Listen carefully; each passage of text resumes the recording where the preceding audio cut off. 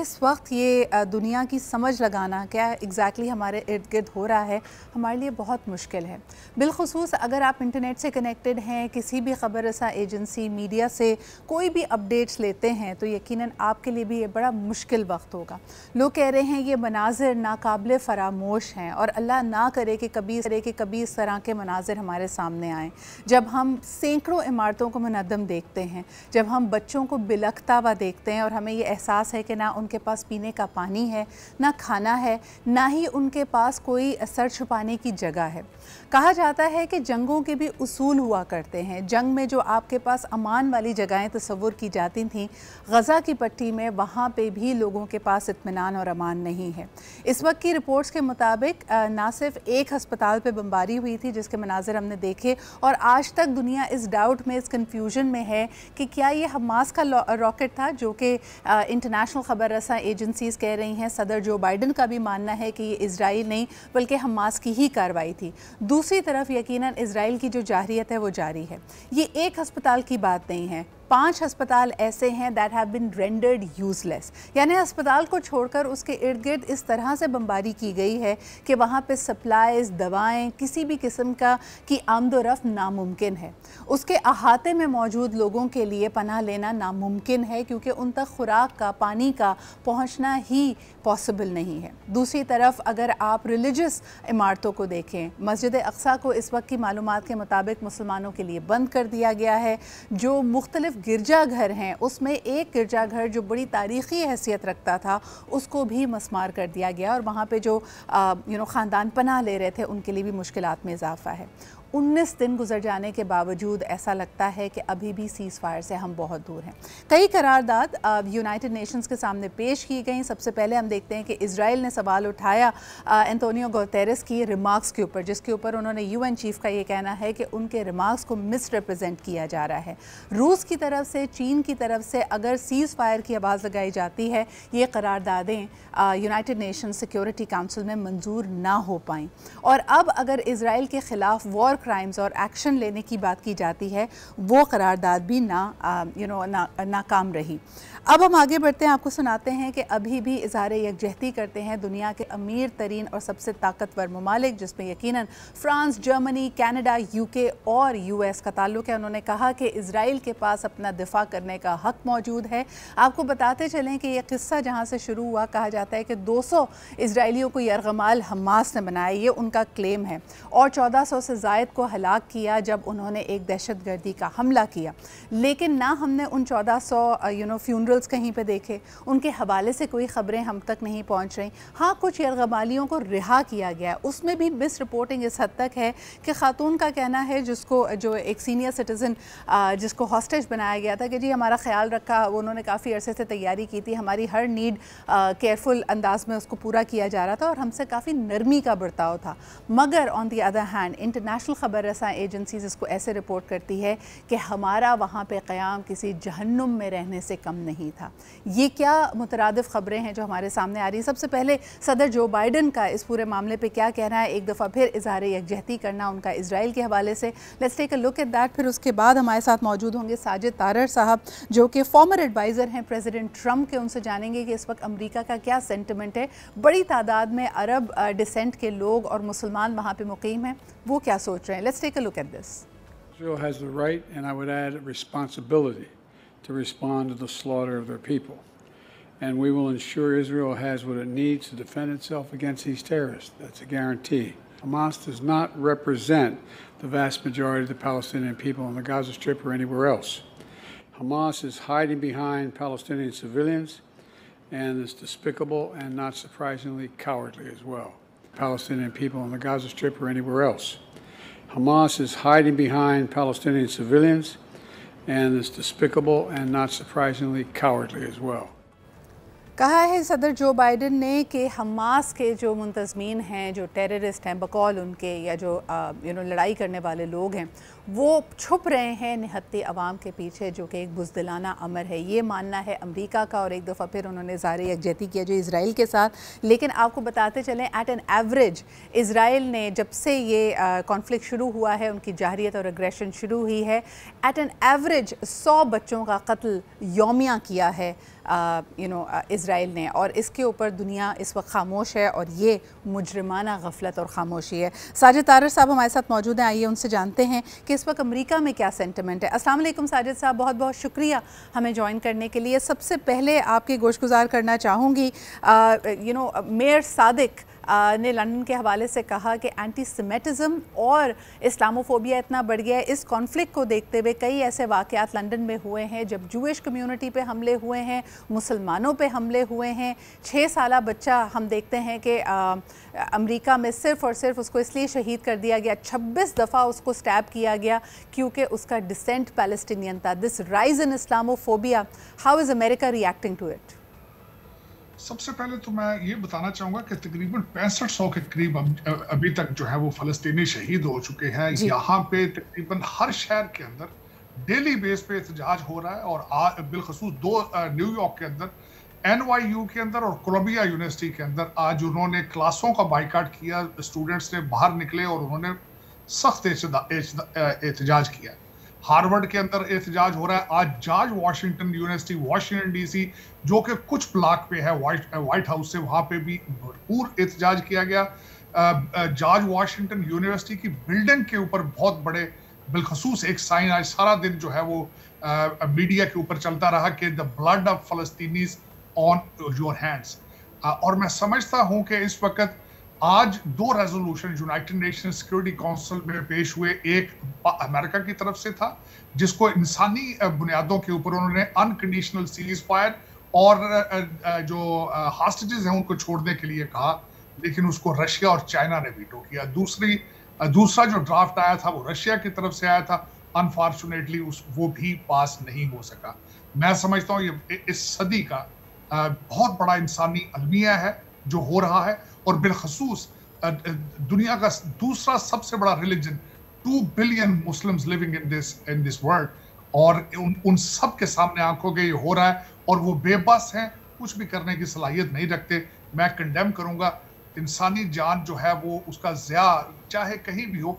मैं बल्कि हमास को भी मैं कंडेम करूंगा जिन्होंने इनोसेंट इजराइलीज को इस तरह किया था, और उन्होंने ये सारी वार स्टार्ट की बगैर किसी प्लानिंग के। 2 मिलियन लोगों का इस वक्त कोई उनके लिए ना बैठने की जगह है ना खड़े होने की जगह।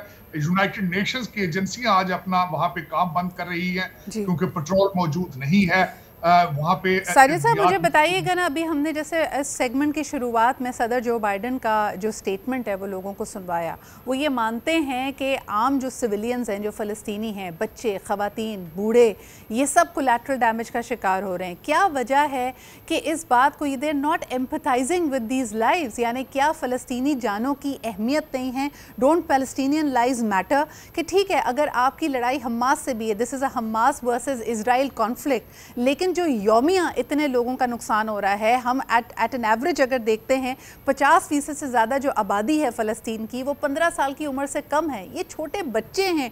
आप और मैं ये मनाजिर कैसे भूल पाएंगे कि आइसक्रीम ट्रक के अंदर छोटे बच्चों की लाशें मौजूद हैं, छोटे बच्चे बिलख रहे हैं, रो रहे हैं, अपने वालिदैन से दूर हैं, और क्या वजह है कि America has no empathy for them? तर हकीकत मैं यहाँ पे ये भी ऐड करना चाहूंगा कि आज ये जो कुछ हो रहा है ये अमेरिका की वीक फॉरेन पॉलिसीज की वजह से हो रहा है। इसमें मैं बल्कि अमेरिका को इसमें उतना ही मैं कसूरवार करार दूंगा जितना इजराइल है या जो कुछ भी। उसकी वजह ये है कि इन्होंने दुनिया का बैलेंस खराब कर दिया अपनी वीक फॉरेन पॉलिसी की वजह से, और अनकंडीशनल सपोर्ट ऑफ इजराइल जो अमेरिका की फॉरेन पॉलिसी का हिस्सा है उसको भी मैं कंडेम करूंगा बिल्कुल इसमें। और 2 इस वक्त शिप कैरियर जो है वो जाके वहां खड़े हो चुके हैं इजराइल की सपोर्ट में।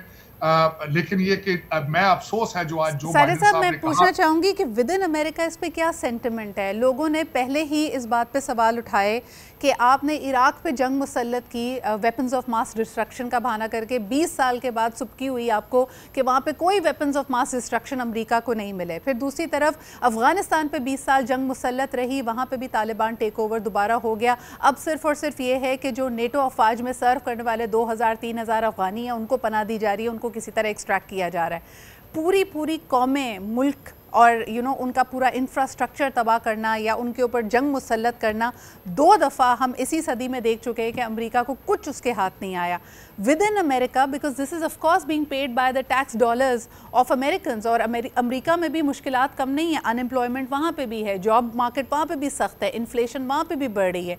तो एक आम अमरीकी क्या सोच रहा है इस वक्त? इस वक्त आम अमेरिकन जो है वो सख्त गुस्से में है बाइडेन एडमिनिस्ट्रेशन पर।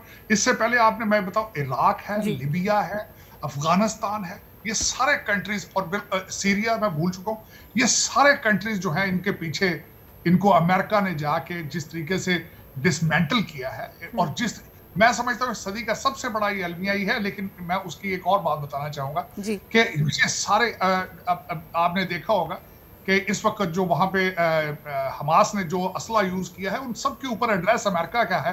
कुछ असला जो ये छोड़ के आए थे अफगानिस्तान में, और कुछ असला जो यूक्रेन को दे रहे हैं, वो सारा ब्लैक मार्केट में बिक रहा है। लेकिन मैंने जिस तरह आपको कहा है कि इसका आगाज फॉल ऑफ काबुल से हुआ था। अमेरिका इस वक्त weak foreign policy, economy sluggish है, इंटरनल इतने इश्यूज बन चुके हैं, जिस तरह आपने खुद फरमाया है कि हर शहर जो है ओपन ड्रग मार्केट है, डिफंडिंग पुलिस करके their own infrastructure is crippling right now, matter of fact। और लेकिन एक मैं यहाँ पे ये भी बात बताऊंगा कि जो बाइडेन ने इजराइल को जाकर ये मशवरा दिया था कि अमेरिका की जो गलतियां 9 सितंबर 11 के बाद अमेरिका ने जो गलतियां की थी, वो गलतियां ना करना, ग्राउंड इन्वेजन ना करना गाजा की, और अगर जाके वहां पे आपने हमास को डिसमेंटल कर भी लिया तो फिर गाजा को मैनेज कौन करेगा? ये भी मशवरा साथ देते हैं, लेकिन साथ फिर उसको असला भी देते हैं, अनकंडीशनल सपोर्ट भी देते हैं।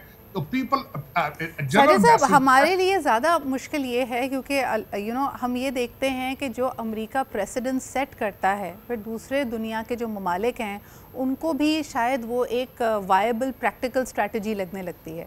हम आपको मिसाल दें भारत की, जब वो समझता है कि वो पाकिस्तान की सरजमीन पर सर्जिकल स्ट्राइक कर लेगा, they are using the same hypothesis. और ये हम जानते हैं कि इजराइल और भारत के भी आपस में रवाबित बहुत स्ट्रॉन्ग हैं। इजरायली जाहिरियत का इस खत्ते में भी फैल जाने का एक बहुत बड़ा खदशा मौजूद है।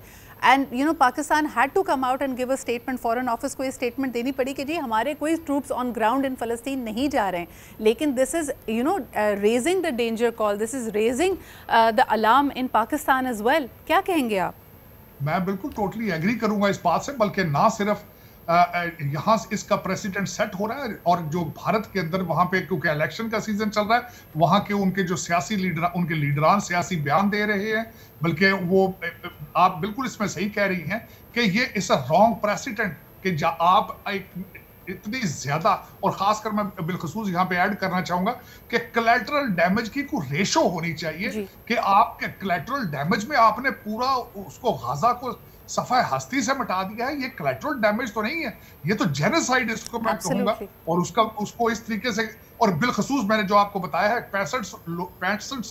6500 लोगों की जो शहादतें हुई हैं, उसमें आधे से ज्यादा बच्चे हैं। सर, और एक और बड़ी अहम बात, दैट अमेरिका और Israel is probably not paying heed to it कि जो बच्चे इस तकलीफ, इस कर्ब, इस जहन्नुम से इस वक्त गुजर रहे हैं, जो नस्ल कुशी की कोशिश वहाँ पे जारी है, बल्कि वो बतदरीज आगे बढ़ रही है, you are actually going to infest them with radicalization. जो बच्चे ये सारा माहौल देखकर बड़े हो रहे हैं, क्या आपको लगता है कि उनके दिल में कोई डायलॉग, कोई अमनो अमान को कायम करने की, दे आर फीलिंग ओप्रेस्ड, उनके साथ जुल्म हो रहा है? और कल को अगर वो इस सोच के साथ बड़े होते हैं कि they are radicals and they see the others as their enemies, तो फिर इसके लिए हम किसको कसूरवार ठहराएंगे? इसको मैं अमेरिका की वीक फॉरेन पॉलिसी को कसूरवार इसका ठहराऊंगा। आपको मैं यहाँ पे, ये बिल्कुल आपने सही फरमाया है, जिस तरीके से पहले ड्रोन अटैक्स में लोगों को मारते रहे अफगानिस्तान में, वहीं से सुइसाइड बॉम्बर पैदा होते रहे। इनको पता है this is all increasing the radicalism. फिर ये बाद में कहते हैं कि लोन वुल्फ अटैक कर रहे हैं, ये लोग कहाँ से आ रहे हैं? जब आप इस तरह करेंगे, लोगों के बच्चों को मारेंगे, लोगों के वालिदैन को मारेंगे, तो अल्टीमेटली दे हैव टू वो रिटेलिएट करना होता है। ये जो सोसाइटी है जहां भी अनजस्ट होगा वो बैकफायर करेगा। बल्कि ये समझ नहीं रहे हैं इस वक्त, इनको चाहिए था कि इन्होंने जो करना कर लिया, अब इस पे बस करें, अनफ इज अनफ है। अब उनको बिल्कुल ये बिल्कुल, absolutely. Sajid Saab, we are alongside you and the world is asking for an immediate ceasefire. ये बॉम्बिंग, ये जुल्म, ये बर्बरियत इजराइल की बंद होनी चाहिए और होश के नाखून लेने चाहिए। अगर अभी तक आपने 6000 से ज़ायद लोगों को शहीद कर दिया है, पूरा का पूरा इंफ्रास्ट्रक्चर ख़त्म कर दिया। देखें, एक अमनो अमान वाली एक समझदार सोच कहाँ से आनी थी? जब बच्चे स्कूल जाएँ, जब उनके पास हस्पताल हों, जब वो अपनी ज़िंदगी को अपने तरीके से गुजार सकें। आपने तो सारी चीज़ों को, पूरे इंफ्रास्ट्रक्चर को मुनद्दम कर दिया है। अगर आप इस बात में कामयाब हो भी जाते कि इस लैंड को आप ऑक्यूपाई कर लेंगे and you will drive all the people away, way will they go? They will not vanish, they will come back stronger. उनके अंदर एक जाहिरियत, एक रेडिकलाइजेशन, एक इंतहा पसंदी को आप इन्वेस्ट कर रहे हैं और ये पूरी दुनिया को बावर कराना चाहिए, इजराइल को भी, अमेरिका को भी। और बस सबसे बढ़कर ये, I am very very happy to see कि जिस तरह एटलीस्ट एक समझदारी और मेच्योरिटी का मुजाहरा Jewish community that is outside of Israel मुजाहरा कर रही है। साजिद साहब, इस पर आपका कमेंट चाहूँगी कि जितनी प्रो पैलेस्टीनियन प्रोटेस्ट हो रही हैं उसमें एक बड़ी तादाद ज्यूइश कम्युनिटी की भी है, because a they do not side with this genocide, b they are also saying कि आप पूरी दुनिया में जो ज्यूइश कम्युनिटी है उसको अनसेफ कर रहे हैं, आप उनके खिलाफ नफरत भर रहे हैं लोगों के दिलों में।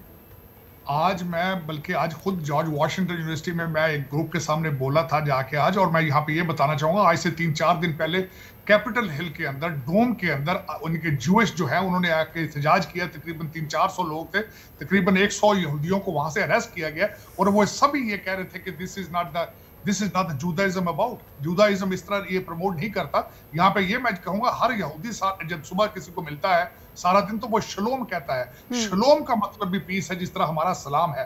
तो ये दर हकीकत is nothing to do with the. इस दफा मैंने एक बात ये नोट की है कि अमेरिका के अंदर जो बहुत ज्यादा ज्यूइश जो हैं, they are against the Israel's bombardment, they are because they say not in our name. ये वो तकलीफ दे तल्ख हकीकत है जो ज्यूइश कम्युनिटी ने खुद इस अगर पिछली सदी में हम देखते हैं पूरे यूरोप में फेस की, जब एंटी सेमेटिज्म अपने राइज पे था, हॉलोकॉस्ट के हॉरर्स वो आज भी नहीं भूले हैं। और मैंने कई जो ज्यूइश कम्युनिटी के अब ओहदेदारान को देखा है जो मुख्तलिफ हाउसेस में रिप्रेजेंट करते हैं, चाहे वो हम बरतानिया की पार्लियामेंट की बात करें, उन्होंने कहा कि हमारी कौमों ने और हमारी नस्लों ने कुर्बानी इसलिए नहीं दी कि हम वही जुल्म और बर्बरियत फ़लस्तीनियों के साथ या अरब्स के साथ कर सकें, and we are not going to be part of it. तो मेरे ख्याल में इजराइल को, अमेरिका को और दुनिया के तमाम अहम तरीन जो मालिक हैं जिनके पास इस वक्त रुतबा भी है, ओहदा भी है, सलाहियत भी है कि वो सीज़ फायर करा सके, they have the onus is on them, जिम्मेदारी उनकी बनती है।